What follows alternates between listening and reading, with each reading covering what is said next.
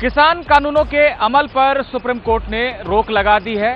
बातचीत के जरिए मामले का हल निकालने के लिए एक कमेटी भी गठित कर दी है, लेकिन सुनवाई के दौरान कोर्ट को ये कहना पड़ा कि क्या लोग वाकई समस्या का समाधान चाहते हैं या समस्या को बनाए रखना चाहते हैं। कोर्ट को ऐसा क्यों कहना पड़ा और पूरी सुनवाई के दौरान क्या क्या हुआ, कायदा कानून के इस वीडियो में बात इसी पर। सुप्रीम कोर्ट ने कल ही यह कह दिया था कि वो बातचीत के लिए सकारात्मक माहौल बनाना चाहता है, इसलिए नए किसान कानूनों के अमल को फिलहाल स्थगित कर देगा। कोर्ट ने आज ऐसा किया भी, लेकिन जो 4 वकील कल आंदोलनकारी संगठनों की तरफ से आए थे, यानी कि दुष्यंत दवे, एच.एस. फुल्का, प्रशांत भूषण और कोलिन गोंजाल्विस, जिन्होंने कल कोर्ट को यह वादा किया था कि वो आंदोलनकारी संगठनों के पास जाएंगे, उन्हें कोर्ट की मंशा बताएंगे, उन्हें ये बताएंगे कि कोर्ट सकारात्मक माहौल बनाने के लिए कानूनों के अमल को स्थगित कर रहा है और कोर्ट चाहता है कि कम से कम बच्चे, बुजुर्ग और महिलाएं आंदोलन से दूर हो जाएं। वो चारों वकील आज कोर्ट में आए ही नहीं। उन्हें यह भी बताना था कि कमेटी के गठन को लेकर किसान संगठनों के क्या विचार हैं, लेकिन वो कोर्ट में आज पेश नहीं हुए। एक और याचिकाकर्ता वकील एम.एल. शर्मा ने कोर्ट को बताया कि उनकी किसान संगठनों से बात हुई है और किसान संगठन ये कह रहे हैं कि हम किसी कमेटी में नहीं जाएंगे, हमारा मकसद सिर्फ एक है कि कानून रद्द कर दिए जाएं, उससे पहले आंदोलन वापस नहीं होगा। कोर्ट ने हालांकि जैसा कल कहा था कि कमेटी बनाई जाएगी और कानूनों को स्थगित कर दिया जाएगा, वैसा तो किया, लेकिन चीफ जस्टिस एस.ए. बोबडे ने निराशा भी जताई इस रवैये पर और कहा कि हम सकारात्मक माहौल बनाना चाहते हैं, नहीं चाहते हैं कि नकारात्मकता हो।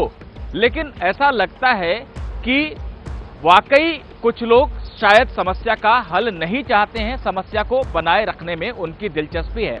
बहरहाल हम कमेटी बना रहे हैं, कमेटी के सामने जो लोग अपनी बातें रखना चाहते हैं वो जरूर जा सकते हैं। कोर्ट ने 4 लोगों के नाम भी बताए हैं जो इस कमेटी में होंगे। भारतीय किसान यूनियन के नेता भूपिंदर सिंह मान, कृषि विशेषज्ञ अशोक गुलाटी, खाद्य नीति विशेषज्ञ प्रमोद जोशी और महाराष्ट्र के शेतकारी संगठन के नेता अनिल घनवटे। ये 4 नाम हैं जो कोर्ट ने बताए हैं। हो सकता है जब लिखित आदेश कोर्ट का आएगा तो इसके अलावा भी कोई नाम होगा और कोई वरिष्ठ और सम्मानित चेहरा भी कमेटी में होगा, लेकिन फिलहाल ये 4 नाम कोर्ट ने बताए हैं। कोर्ट ने यह भी कहा है कि 3 कानूनों पर जो रोक लगाई जा रही है वो स्थायी नहीं है, ये एक अंतरिम अस्थायी रोक है जिसे इस उद्देश्य से लगाया जा रहा है कि लोग बातचीत के जरिए समाधान ढूंढेंगे।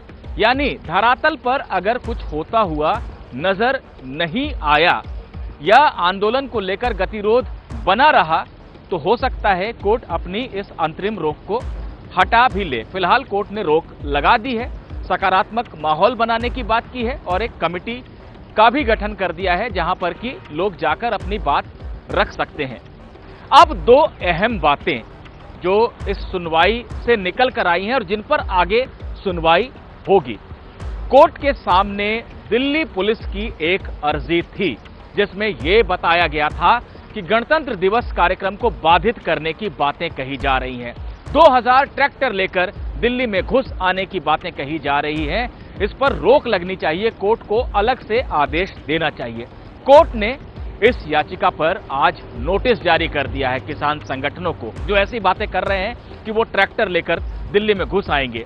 दिल्ली पुलिस का ये कहना है कि राष्ट्रीय अस्मिता से, राष्ट्रीय गरिमा से जुड़ा हुआ एक पर्व है गणतंत्र दिवस, उसको इस तरह से नुकसान नहीं पहुंचाया जा सकता है। बहरहाल कोर्ट सुनवाई को तैयार हो गया है, कोर्ट ने भी चिंता जताई है इस बात पर और सोमवार को सुनवाई होगी, इस बारे में यह कहा गया है।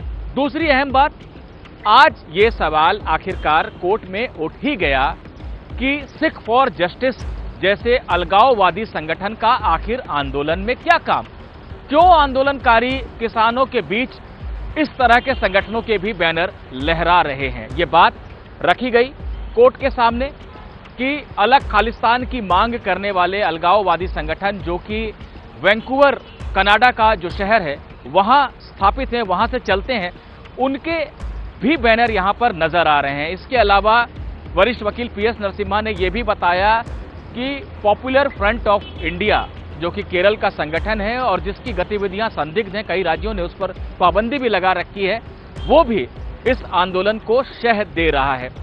चीफ जस्टिस ने अटॉर्नी जनरल से ये पूछा कि क्या वो पुष्टि करते हैं इन बातों की कि वाकई में अलगाववादी और प्रतिबंधित संगठन भी घुस आए हैं इस आंदोलन में।